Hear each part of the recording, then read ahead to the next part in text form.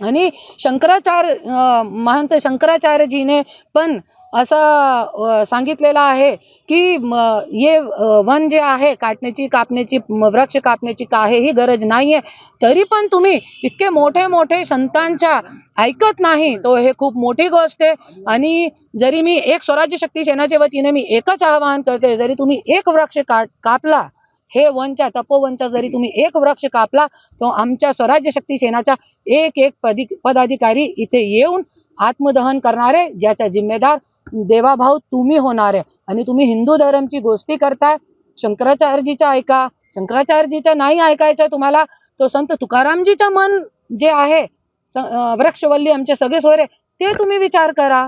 आणि जे नाशिकची जनता आहे त्यांना न्याय द्या। आणि हे जे वृक्ष आहे, हे जे निसर्ग आहे, निसर्गाने आपल्याला घडलेलो आहे, आपला जे शरीर आहे ते 5 तत्व मधून घडलेलं आहे, आणि या निसर्गाला तुम्ही दुःख देतोय। अरे जनता बाकी राहिली नाही होती का, जे तुम्ही निसर्गाला दुःख देण्यासाठी निघालेलो आहे आता।